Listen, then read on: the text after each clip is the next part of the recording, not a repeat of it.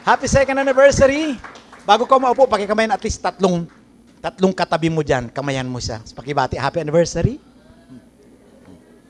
Happy anniversary. Ano gagamitin niya, Mika?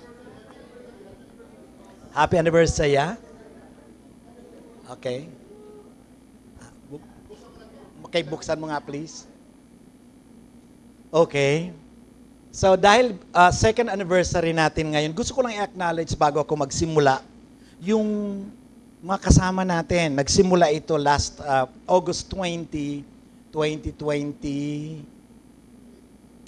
24, 25. Gusto ko lang i-acknowledge yung mga tao na nag-stand with me, although ang dami nilang complaints. Kaya lang, yun nga lang, kapag alam mo ang calling mo sa Panginoon, ipaglalaban mo yung calling mo, may sumama sa iyo sa wala. At of course, kailangan natin ng SEC. Hindi tayo pwede mag-collect ng offering, matatawag tayo na scammers kapag ang church walang registration from the SEC, Security and Exchange Commission. At meron nag-aalaga niyan, ayan si Brother Felix. So, galing pang Fairview. Palakpakan naman natin. Yan ang ating administrator and executive treasurer dito sa BOD.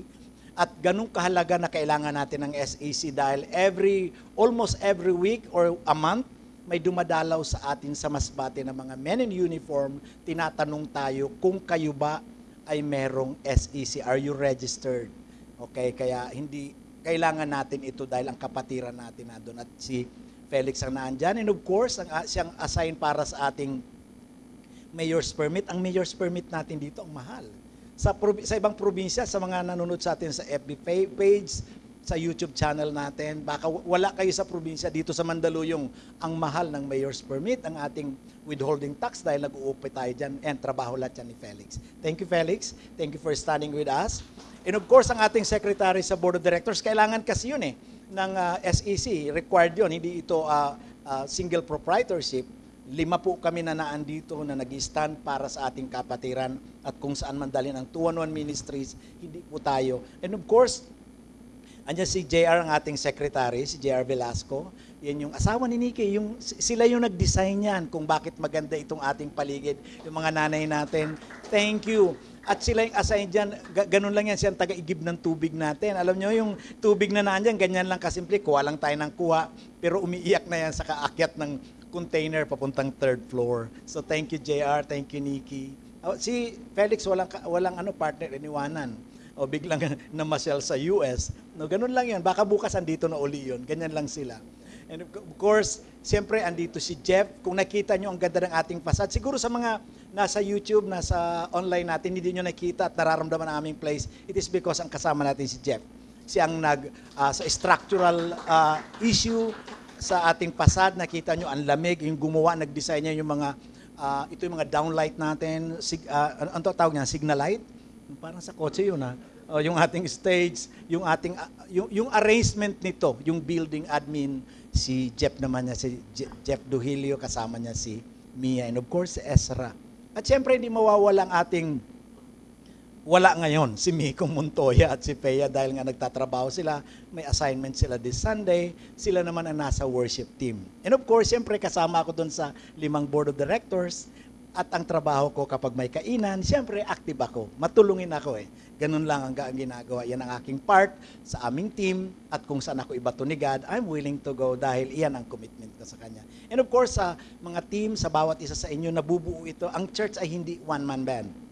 Tayo ay nabubuo because may team. Andyan ang ating ang ating music team, andyan ang ating multimedia team. Kaya isipin nyo kung ako pang gagawa niyan, magpo-post mamaya. Ay, sandali lang bababa muna ko, i-record ko lang sarili ko. Di ba? Ang hirap niyan gagawin natin, tapos ipo-post ko na madali lang yan kung marunong ka, hindi ako marunong.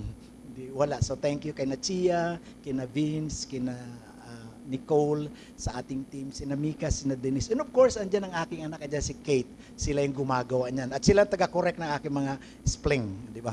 Yung aking grammar. Yung kailangan, of course, sa bawat isa sa inyo, kasama yun Kasi ang kahihiyan ni Pastor, kasama kayo. Kaya kailangan pag may nakita kayo, correct nyo rin si Pastor, nagkakamali din, nagkukulang.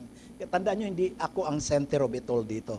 Ang center of it all is Jesus Christ. And so, this is a second anniversary.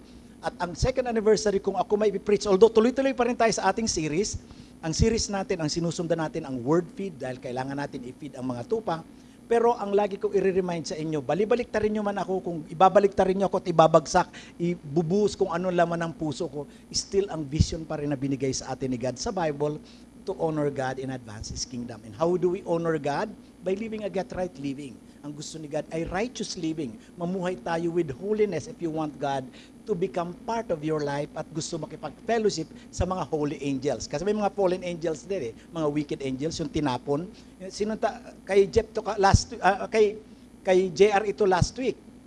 Na we are secure in the presence of God dahil yung tinuro ni JR last week, mas secure ang kingdom, 1/3 lang ang sumama kay Satan na nag-revolt or nag-rebel sa kay God sa heaven. Ang 2/3 may naiwan, mas marami. Ilan yung kayang patay ng angel sa isang gabi? 185,000. Isipin mo, nakakatakot talaga kaya kung wala kang Diyos, sino ang tutulong sa iyo? Hindi mo nakikita ang kalaban. Hindi natin kalaban ibang churches, ilang pastor, ano man ang tinuturo nila, they are responsible with that. Ako ang pinaglalaban ko na ikaw ay hindi maposes at ma-oppress at masuppress ng enemy. We are not wrestling against flesh and blood. Kaya ang 2-1-1, hindi nakikipag-away sa kung kani-kaninong nagtuturo, ano man, kulto man sila o hindi kulto, ano pa man tinuturo nila, we are doing this because this is our calling. Yan. So, gaano tayo katuto? Paano natin ino-honor si God? By living a righteous life. Na pagkasama, pag nag-iisa na lang tayo sa bahay, sa ating buhay, matuwid pa rin ba ang ating pananaw? Ang tinitingnan natin sa cellphone, is that righteousness or wickedness? Gusto nating i-bless tayo ni God, gusto tayong swelduhan ni God, pero hindi naman natin ginagawa ang pinapagawa niya, nahihirapan tayo makareceive ng blessing ni Lord. And how we do honoring God? By advancing His kingdom. Paano natin ina-advance ang kingdom? By making disciples, training leaders, and planting churches. Kaya meron tayong 2-1-1 discipleship process.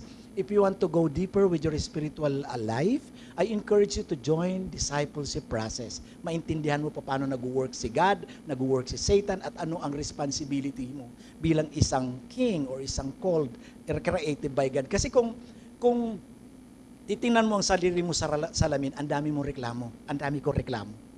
Pero si God, minsan sasawa ka na sa mukha mo, sawa ka na sa kulay ng damit mo, sawa ka na sa sapatos mo, kahit ang dami-dami mong sapatos, sawa ka na. Pero napansin ko wala nagsasawa sa medyas, no? Dami-dami sapatos, iisang medyas. Di ba? Pero wala nagsasawa. Tama ba, Charles? Tama ba?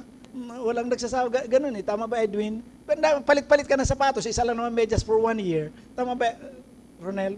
No, ang idea na, if you want to go deeper with life, with spirituality, understanding God, go deeper with discipleship process. Kasi itong Sunday service, kinukonsider natin, may mga first-timer tayo sa FB page natin, may nanonood, first time. You cannot go deeper. Ito lang ay word feed. Pinapakain lang natin ito. Pero if you want to go deeper, I encourage you to go with that. Making disciples is not just go simba uwi. Kasi kung simba uwi, wala pong nangyayaring discipleship sa crowd. Ang discipleship ni Jesus, katabi niya talaga, may training. So dapat nating tandaan yan. We are called to make disciples, not to evangelize. Kaya kung kayo ang nakalakihan natin, go and evangelize, sa 2-1-1 ministries po, hindi po natin nakita sa Bible ang go and evangelize. Ang command ni God, go and make disciples. And if you want to understand that, just go with the disciple process. Dahil ako mismo, you cannot, sabi nga ni John Maxwell, you cannot give what you do not have. Kung hindi ka na disciple, mahirap ka mag-disciple din. That's why I was discipled. I'm living a disciple life. Kaya ginagawa ko rin ito. At ayan, kapag na-disciple na natin, we train him as a leader kasi we are called to rule. We are called to lead.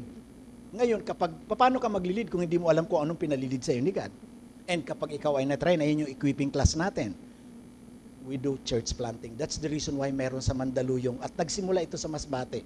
Dahil umuwi na ako noon, akala ko ayaw ko na, magsasaka na lang ako. Dahil yan ang lahi namin, magsasaka sa probinsya. Pero God, nung makapag-plant ako ng church doon, pinabalik ako sa Maynila at ngayon ang cooking sa heart ko makapag-plant sa Quezon City. Soon someday, maybe this year or next year. Yan.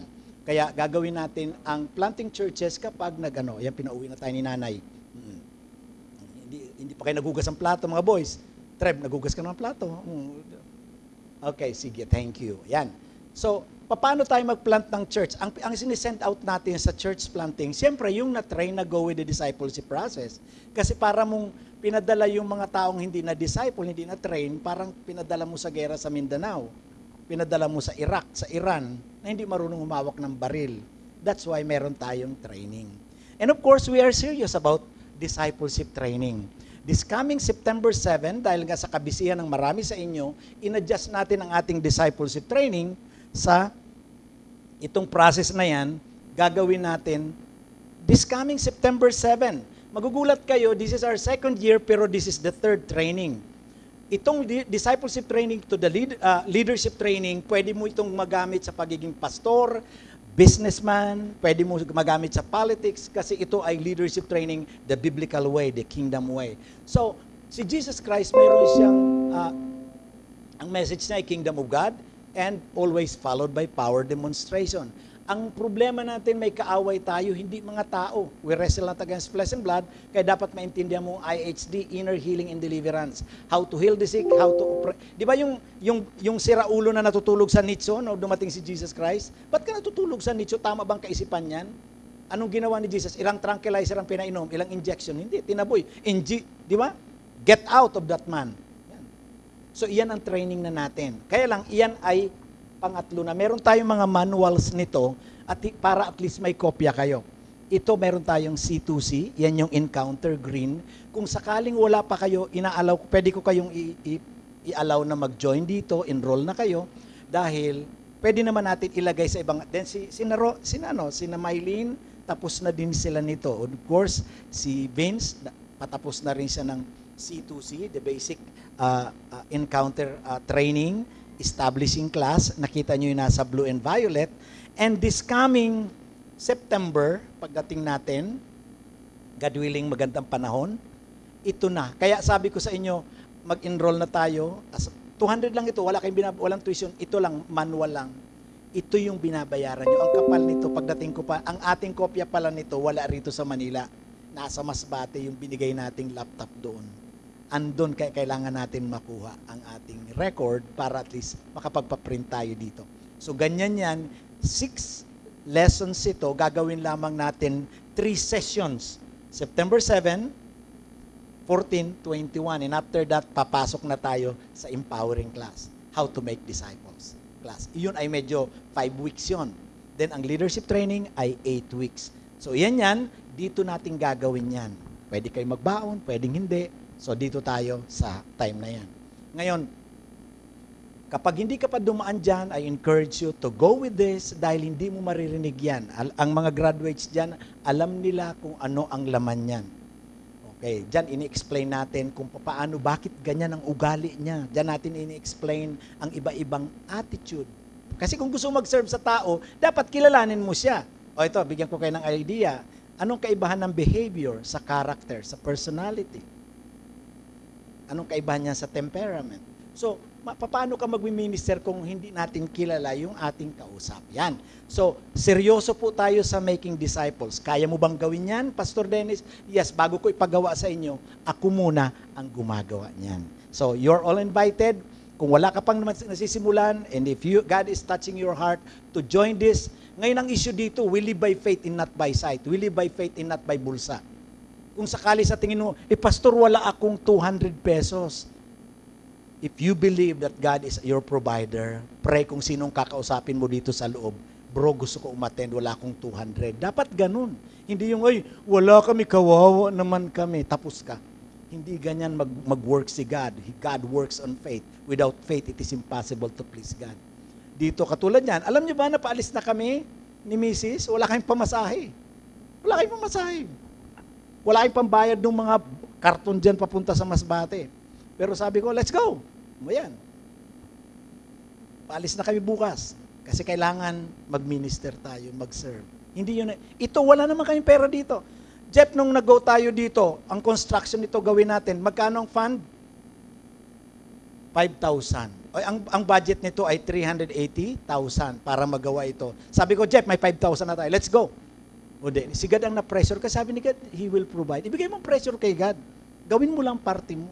Sabi ni God, step out in faith, then step out in faith. 200 pesos, if you cannot believe for 200 pesos, it's hard for you to believe for millions. Dito, training ito. Tandaan nyo, training ito. Ngayon, ibig sabihin, Pastor, wala talaga ako, pero gusto ko umattend. Yan ang faith. Hindi dito pinag-uusapan, grabe ka naman. Hindi, pinag-uusapan, ano ang faith na meron ka? Ilapag mo. Sa harapan ng God, ipag-pray natin. Hindi, ganyan tayo dito. We live by faith and not by sight. At kinanta natin kanina, pumapalakpak tayo, all things are possible. Kaya ko yan. Gabi na yan, kaya ko yan. In Jesus' name. Sabi ni Satan, bumubulong, wala, mas maganda maglaro ng, anong nilalaro niyo, Mako? Magandang laro ng ganyan. Sayang yun. 1.5 lang yan, di ba? Tandaan nyo, kahit anong bulong ng Holy Spirit, mayroon din nagbubulong. Wag kang umatin dyan. So we are serious about kingdom power demonstration. Kung kayo ay may nararamdaman na naglalakad sa bahay ninyo, may kumakain, gumagalaw ng inyong mga plato at baso, kutsara sa madaling araw, hindi yun tama. At iyan ay isa sa pag-uusapan natin dyan. Okay? At ang word na spirit, ang fear ay spirit, hindi emotion. Pag-uusapan natin yan. So tuloy na tayo sa ating kingdom talk. Nasa 4th series tayo ngayon, The Kingdom Thrones. Bakit Kingdom Thrones? Kailangan natin ang Kingdom Throne. Itong trono na ito, on the 2nd anniversary, hindi natin ginalaw yan. Still the same. Pero ang ating direction dito ay still honoring God and advance His kingdom. I'm preaching this to you. I'm sharing this to you maging sa online because we honor God and advance the kingdom. So let's go for introduction. What is a spiritual throne? In the spiritual realm, thrones signify the seats. Ibig sabihin yung upuan.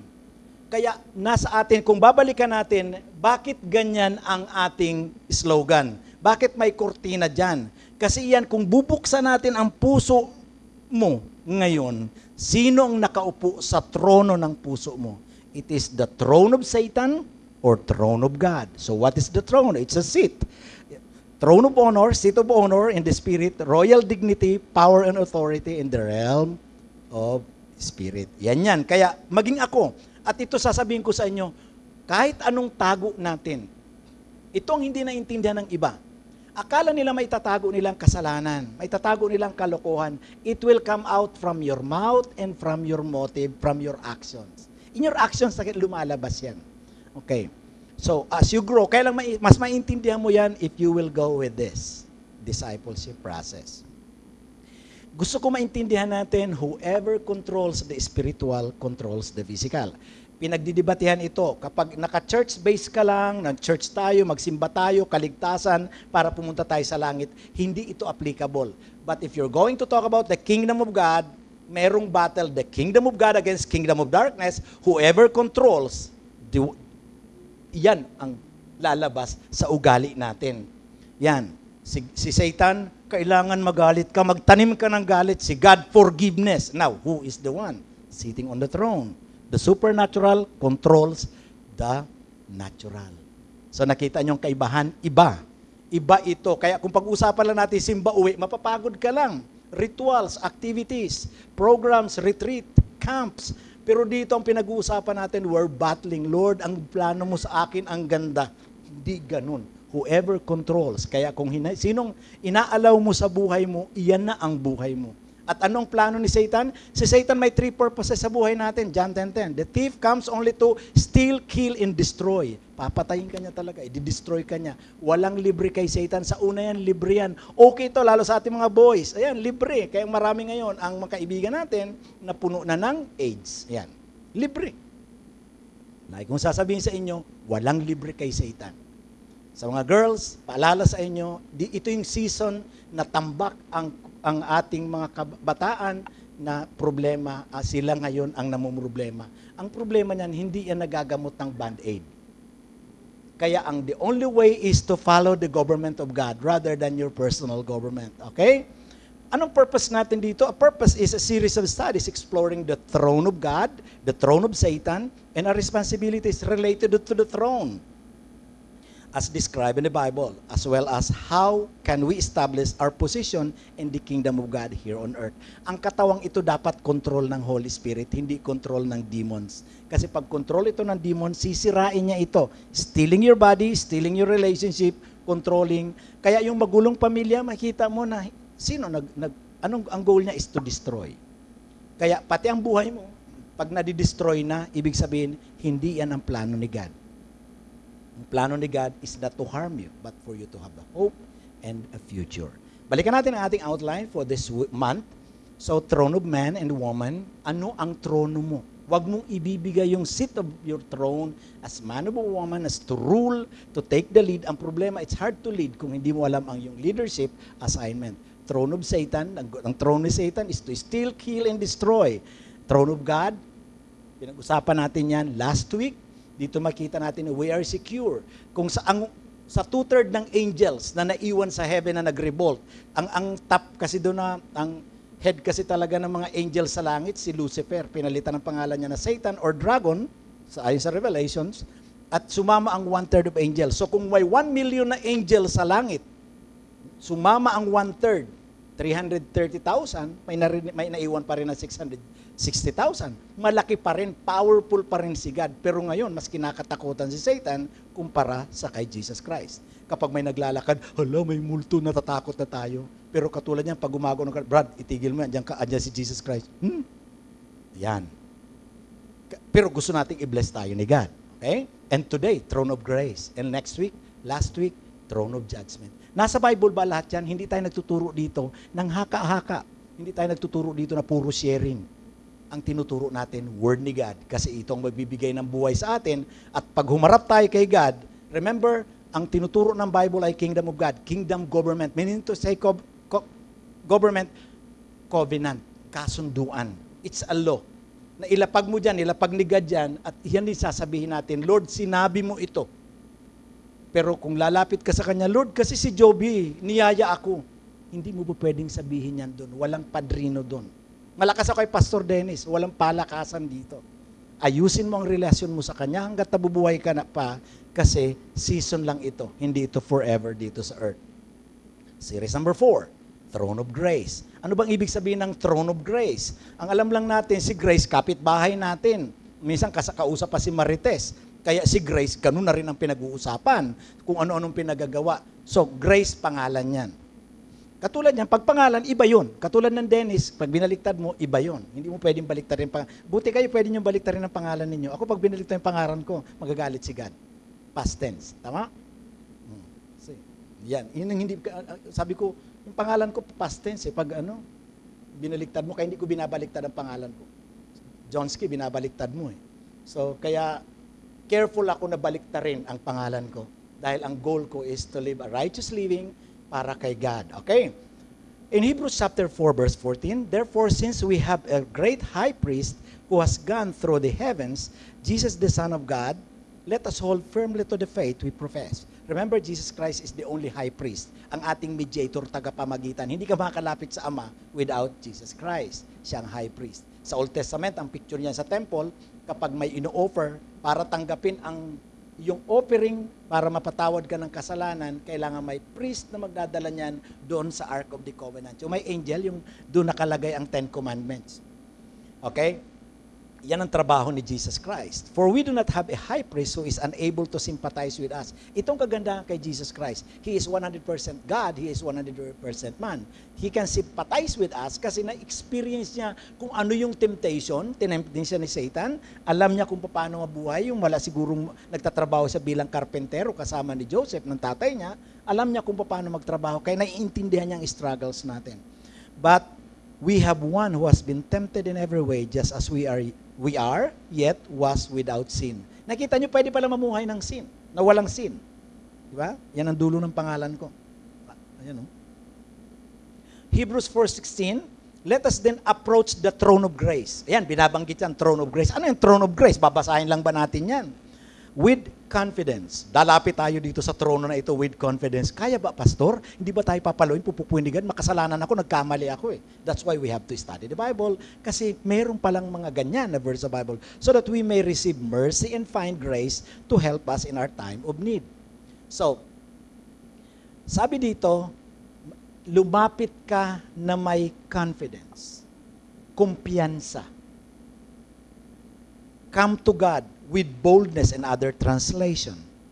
Dahil naghihintay siya sa iyo. Okay? Tingnan natin. Point number 1. The throne of grace is a seat of mercy and grace. So, Pastor, kausap pa lang ni Marites anong isang araw. Kung ayaan mo. Pero may word yan sa Bible. Alam nyo, ang gustong-gusto ko sa Bible, kung gagamit ka lang naman ng verse sa Bible, magandang ipangalan sa anak mo. Alam mo, wala kami mapamana sa aming mga anak, pero ang mga pangalan nila may mga meaning yan. From Old Testament, may meaning yan. Yan ang number 1 na pinapamana sa ating anak. Subukan mo ipangalan sa anak mo, Mauricia, means darkness. Alam niyo ba yon? Kaya bago ko magbigay ng pangalan, alamin niyo, Mauricio, darkness. Kung sakaling naandyan naman yan, pwede naman natin ma-redeem yan, na natatakpan ang kadiliman, nasa liwanag na siya. May mga pangalan na hindi. Ang ibig sabihin ng Dennis is joyous. Blessing na lang, iyon ang pinangalan ng tatay ko sa akin. Seat of mercy, ang mercy, magandang pangalan yan sa iyong anak.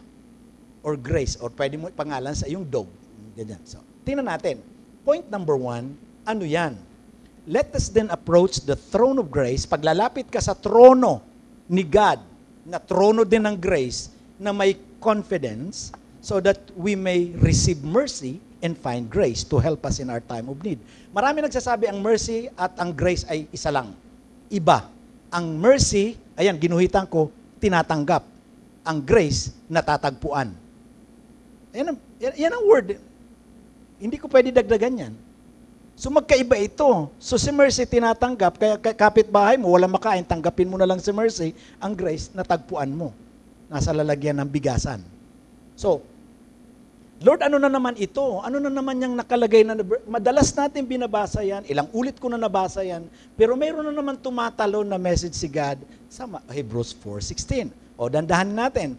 The throne of grace where God's mercy and grace is dispensed. So, ang throne of grace, dito din i-dispense, parang ATM. Kung gusto mo ng maraming, di ba sa Dubai, meron silang ATM ng nilalabas gold bars. Dito dinidispense. Saan mo kukuhanin ang gold bars? Huwag mong pupuntahan yung ATM. Huwag mong pupuntahan yung kung saan ang kailangan mo at anong kailangan mo, doon mo puntahan. Bakit ano ba ito? Okay? Huwag mong hanapin ang opinion, ang meaning ng mercy and grace sa tao or sa digital opinions. Marami kayong mababasa at maririnig sa TikTok, sa YouTube, sa Facebook, pero balikan yung Bible dahil siya nagsabi, we can receive mercy and we can find grace. How? Tingnan natin, mercy is God's compassion and willingness to withhold punishment. Itagalog natin, para sa'yo, hindi binigay sa'yo. Klaro? Na dapat ako makasalanan, tayo makasalanan, papunta sa impyerno, winidhold ni God yan, binayaran niya ang kasalanan natin. Ang kabayaran ng kasalanan ay kamatayan. That is mercy. Lord, ang lupit mo naman, ganun ka ba kamahal ni God? Ganyan tayo kamahal ni God. Pero ang lupit natin sa ating pag nagkakasala tayo, namatay na nga si Jesus Christ para sa atin, kung pukpukin natin ang sarili natin at kung ang pagiging masungit natin sa mga taong nagkamali, sobra-sobra, samantalang si God, winidhold niya yun. Dapat papunta tayo lahat sa impyerno, walang malinis na nanggaling kay Eva at Adan. Lahat tayo makasalanan. Ang tinitingnan ni God na kasalanan, yung ginawa ni Eva at Adan, kasi ang kasalanan minamana. Kaya tayo makasalanan kasi meron kang namana. Kaya dapat maintindihan mo yung principle ni God. Ulitin ko, para sa iyo, hindi binigay sa iyo. Inako ng high priest si Jesus Christ. So ano naman ang grace? Grace is His undeserved favor and blessing. O itagalog natin yan. Hindi para sa iyo, binigay sa iyo. Ang langit, hindi para sa atin yun. Ang presensya ng Diyos at ang favors, ang benefits ng makalangit na buhay, ibinigay sa atin, pero hindi para sa atin. Why? Dahil natanggap mo ang mercy, natagpuan mo ang grace. Biyaya. Natagpuan, kaya ang grace hindi blessing, ang grace ay biyaya. Ang mercy, anong Tagalog? Habag. So, meron ka ngayong natanggap na hindi para sa iyo. Ngayon, anong reaction mo? Ganun kaya kita mo, pagsimula natin nag-worship tayo kay God, Lord, you are the center of it all, God. Kasi kung kami lang, hindi kami makakarating sa iyo. Sino sa inyong nakakalapit? Yung nainis kayo, nagalit kayo sa isang tao, nakakalapit sa iyo dahil gusto niya may access sa iyo. Di ba ayaw mo? Ayaw mo kipagkita. Brad, sorry naman, ate, sorry. Ayaw, galit ako eh. Di ba galit ka? Nalamangan ka eh. Pero pwede silang makalapit kapag nag-open ang trono ng puso mo. Iyan si God. Kaya tayo nakalapit because of that throne of grace that you can receive His mercy and find His grace. Kaya sa inyo, kahit anong lapit ng tao nung nakagawa ng kasalanan sa hindi talaga makakasumpong ng kapatawaran yun, maliban buksan mo ang puso mo at ginawa na ni God yan. Kaya ang ibig sabihin yan, mahal ka ni God, mahal tayo ni God. Kaya kung ganyan ang ginawa ni God sa iyo at sa akin, huwag ka namang maging malupit sa mga taong nagkukulang din. Kasi galing ka rin dun. Ganun pala yun. Kaya madaling magpatawad kung alam mong pinatawad ka ni God. Pero pastor, alam mo, ginawa niya sobra-sobra. O ikaw, anong ginawa mo kay Jesus? Di ba sobra din? Namatay nga siya para sa'yo. Sino sa inyo ang katulad ng ganyan? May nahuli dyan, no? Na magnanakaw at ikukulong, nakasalubong mo. Oh, grabe naman yan, kinuli ng pulis. Ipapako na sa krus yan. Andyan naman si Trev. Pulis, please, tanggalin, bitawan nyo yan. Ako na lang ipako nyo. Kaya nyo? Payag kayo ipapako para sa iyo, para sa taong makasalanan, hindi mo kilala? Anong kabutihan ang ginawa natin sa kay Jesus Christ? Wala naman eh. Ba't niya tayo minahal ng ganyan? Mercy and grace. So this is the message dito sa ating second anniversary na dapat nating maintindihan. Kaya yung mga anak natin minsan, di ba, kung bakit nagkaroon ng Bantay Bata 163, dahil ang mga magulang sa sobrang inis na mamartil yung anak nila, ang kulit-kulit mo, inatuduhan, patay. Kaya nagkaroon ng yung rights of the children, iyan yun eh. Beginning from the US, kinopya sa na minsan ang ating emosyon, kung alam mo ang pag-ibig ni God sa iyo, hindi ka magiging masungit. Kaya sabi ko nga sa inyo, makita ko kayo may ginagawang kasalanan sa labas, gusto mo yan eh. Pero kung gusto mo ng tulong, open ako. Dahil ganyan ang ginawa ni God sa buhay ko. Okay? The throne of grace, it is a representation of God's accessibility to those who seek Him, emphasizing His kindness and willingness to offer help and forgiveness. Kaya kung gusto mo ng forgiveness ni God, come to Him with confidence. May kumpiyansa. Alam mo, paglalapit ka, ito, may nagawa kang kasalanan sa nanay mo at sa tatay mo, lalapit ka ba? Ma, sorry na kasi ikaw naman eh. Kita mo, may kasalanan, nanay niya pala. Di ba, ganyan tayo pag humingi ng tawad para may pride pa eh. Joby, pasensya na, nahulog ka sa swimming pool dahil tinulak kita. Ikaw naman kasi, dinala mo ako dito. Wala siyang kasalanan siya. Kung ikaw ang nagkamali, aminin mo, huwag na magturo. Pasensya ka na, Diyos, ha? Nalason ka. Pero binigay sa akin ng nanay ko yun eh, baon ko. Ikaw kasi ang kumain eh, ikaw nalason. Pero sorry, ako may dala. Kung ang paghingi ng tawad kay God, Lord, akong gumawa ng kasalanan yan. Tulungan mo ako na wag na maulit. Wag na magturo ng iba. Kaya ako kurap. Dahil sa iyo, Edwin eh.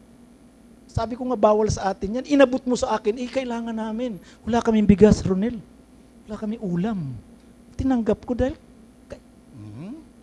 pero hindi ko tasan, ito eh. Patay. Nagturo ka pa. Ang hingi ng tawad kay God, aminin mo kung ano ang mali. Point number 2. A seat of favor until available. Tama ba yung nababasa ko? Tama ba yung wisdom na napulot ko habang inaaral ko yan? Yung seat of throne of grace, is not a permanent thing. It's just a temporary here on earth. Pakinggan mo to. A seat of favor until available. Bakit? May expiration date ba ang grace ni God? Hindi forever. Yes, hindi forever ang grace dito sa earth. Dahil may parating pa na other events si Lord like rapture. Kung hindi mo alam yan, pag-uusapan natin yan dyan sa 2-on-1 discipleship. Mas malalim yan, mabigat yan para dito. Kaya nilalagay natin doon ang deeper learning at pwede kayo mag-question at pwede natin pag-usapan events si Lord. Meron pang second coming, judgment day sa kanyang timeline. At merong tinatawag siya na end of the world. And this gospel of the kingdom, ayan o, sabi ni Nas, Matthew 24:14, and this gospel of the kingdom will be preached in the whole world as a testimony to all nations, and then the end will come. So, hindi always available ang grace ni God. Kaya hanggat may chance tayo, bumalik tayo sa kay God. So, beware of spiritual scam.